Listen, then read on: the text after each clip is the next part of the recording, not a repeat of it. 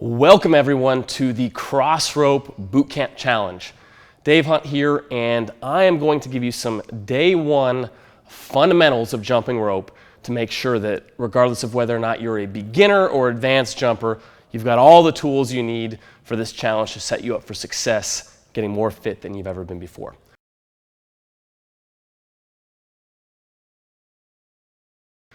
So first things first, you need a jump rope. You might have a cross rope, you might not. You don't need one for this boot camp. If you have access to a heavier jump rope and you are a beginner, I recommend using that. When you have a rope with weight in the rope, it makes it easier to feel the rope, get the feedback, and learn the timing. But any jump rope will do for this boot camp. The next thing I recommend having is a timer. You can use the clock off your smartphone. I use an app called Seconds. There's a Seconds Pro version that's also useful, and it allows you to set the intervals that you need and follow along for the various intervals that we're using in this workout challenge. So, as long as you have a jump rope and a timer, here are some of the basic technique fundamentals that will help to set you up for success. The first thing that we're going to talk about is the grip and the hand positioning. So you can use one of two different grips. You can use what's called a handshake grip.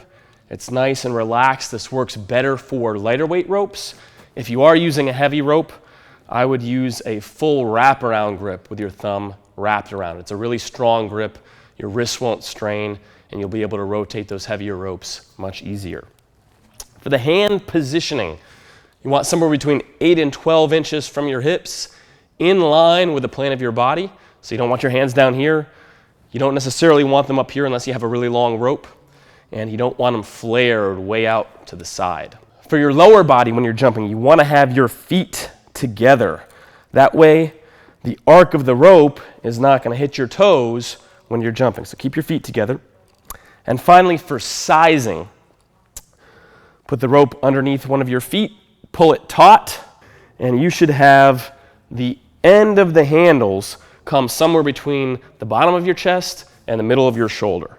If the end of the rope where it reaches the handles is anywhere between the bottom of your chest and midway to the top of your shoulder, you're okay. This is a little bit more experienced jumper can have a shorter rope, and a little bit more of a beginner jumper will want to have a little bit of a longer rope.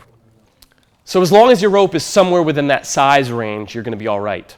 So putting it all together, feet together, arms out to the side, nice, easy bound, rotating with your wrists.